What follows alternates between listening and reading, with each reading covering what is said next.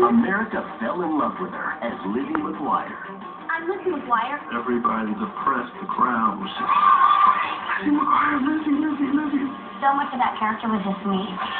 All the things I was going through, they would write in the script. I want a prom, okay? Lizzie grew up fast. Everyone's like, dude, like, what do I have to do for you to stop following me? So much drama and stuff that's made up and the whole world reads about it. But, I mean, you gotta draw a line somewhere. Personal is personal. But nothing's personal when you're Hillary Duff. I said, you know what? I want you two to kiss. He asked me for my phone number in front of all these people, and I couldn't say no. He was in a rock band, he had tattoos. I'm like, what is going on here? Get ready to meet the tween queen. What a girl's gotta do what a girl's gotta do. Who built an entertainment empire. I had no idea she made as much money as she did. I'm not a brand, I'm a person.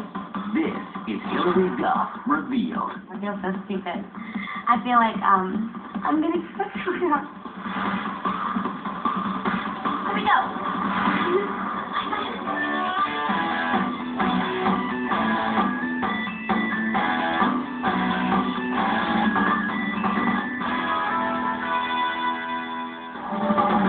Hillary Earhart Duff was born on September 28, 1987. She grew up in the suburbs of Houston, Texas, with her older sister, Haley.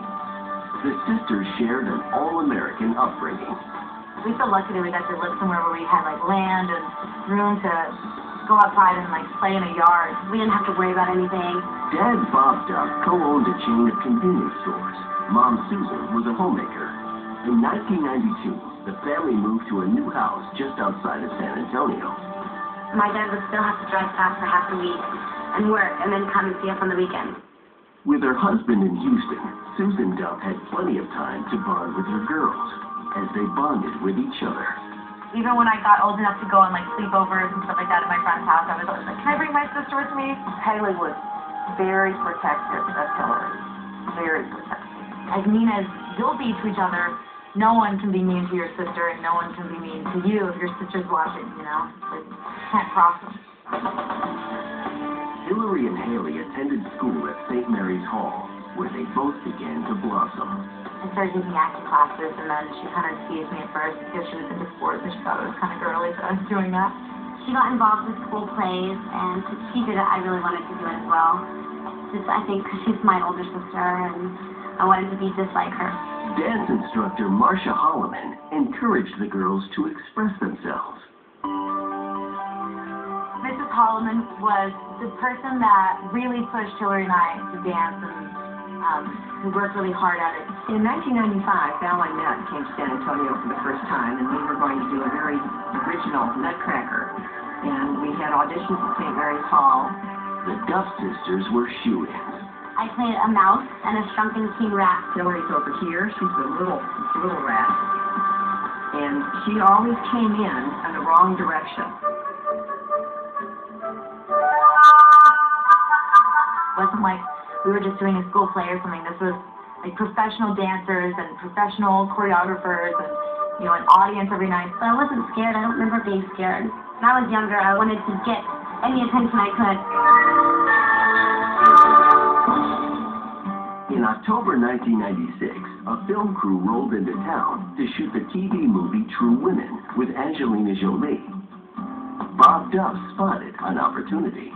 They wanted to use our ranch because our ranch has a lot of history, and my dad was like, sure, you can film the movie there, but you have to put my girls in the movie. We were like background on the movie. One day they gave Hillary and I lines, and it was done after that. We were like, we want to do this forever. We went and got like little agents in San Antonio. Hillary started getting these different auditions for modeling and for small TV things. Can you make the Disney Channel? Dad comes in with a TV on his head. It was one of her first commercials.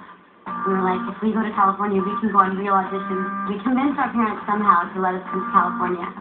Hillary and Haley headed west with their mom.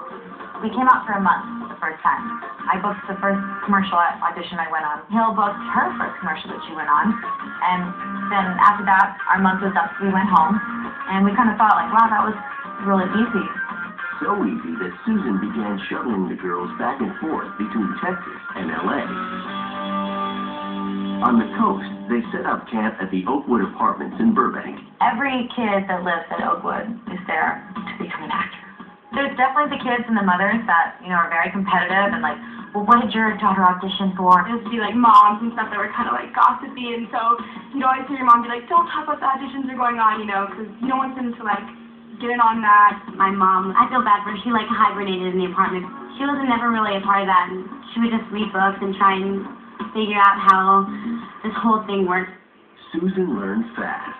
In 1997, 10-year-old Hillary auditioned for a lead role in the direct-to-video movie, Casper Meets Wendy. We saw hundreds of girls, and then Hillary Duff walked in. The whole room realized there was somebody special in the room, and she just sparkled. She didn't have a lot of experience or anything, but she'd say the lines, and you just couldn't take your eyes off her. And I said, I have to get her in this film.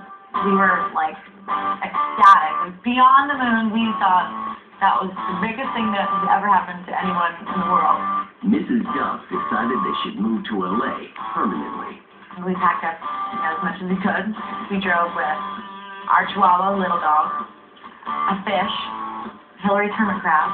We had like pots, pans, luggage, and we had a dog, a rabbit, a mouse, and 3 fish. I held fish for 2 days in the car. Mr. Duff held down the fort in Texas, but promised to visit at least twice a month. She thought we were a little crazy at first, but my dad has never been the dad that wasn't supportive or was like, you can't do this. So, he was like, go and do the best job you can, and I never want to see tears if you don't get something. In L.A., it was Susan's job to keep the girls on track. It was such a sacrifice for her. She had no friends here, nobody that she knew. The girls, don't have their father with them. They leave their friends and their normal school routine. It doesn't feel like sacrifices. It feels like trade-offs. Once the Duffs settled in, Hillary got to work on her first film. Hillary Duff plays Wendy, who is my niece, and she is a little witch. She just had that spark, She had that karma about her, and she just had amazing talent. She took direction really well. I just have good experiences, and that was kind of embarrassing stories because I was so young and so green. One funny story about filming Casper was there was a scene where I was supposed to be chasing this ghost. When you work with animals, you have to call their name, you shake noises over here, shake noises over there to get their attention to look. And the ghost's name happened to be Meaner. And I didn't know that his name was Meaner, but I know that Sean kept yelling out during the scene. I'm going, Meaner, Meaner. And I run over here and I go, Meaner, Meaner, Meaner. So we did about 10 takes, and each time I was like trying to make this really mean, angry face, and because I thought he was yelling at me, Meaner, Meaner. Like, get Meaner, Meaner, show a meaner face. And I was really confused, but I just did anything anybody told me to do. And then I realized she was listening to my direction, trying to make her face as mean as possible. I mean, who would name a goat Meaner anyway? Casper Meets Wendy hit stores in September 1998. They had buses plastered and shrink wrapped with Casper Meets Wendy, and Hillary in her little Wendy suit with the broom and stuff. Every time we saw a bus, we just would scream. Casper Meets Wendy was extremely successful. I think that's where people started to fall in love with Hillary Duff. But Hillary still had a long way to go. Sometimes, I would go on 15 auditions and not get a call back or something. And my mom always taught my sister and I to be able to handle rejection really well. And she saw that Haley and I got upset. She'd be like, what are you guys doing? No, none of that. We're going to go home if you're going to take this personally, because that's just not how it works out here. She said, if you come home from an audition and you cry, we're packing up the apartment and we're going back to Houston. Hillary had no time for a bruised ego. In 1999, she landed her first sitcom role. I had booked finally a TV show called Daddy-O with Michael Chiklis. We were really excited about Daddy-O because it was a network show, We thought, she could be on the show forever. But the actress was in for a rude awakening. I did the pilot, and then after the pilot, I got replaced by 2 kids, and I was heartbroken. I thought, oh my God, they hate me. They thought I did terrible. Hillary was like, I'm quitting. I'm not acting anymore. I don't want to have anything to do with this.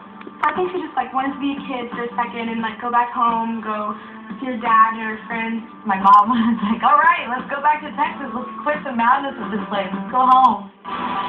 Coming up, Acting 101. I remember Disney being absolutely convinced that Hillary couldn't act. and later. Once again, the protective side of me came out when they first met, and I was like, this is not happening.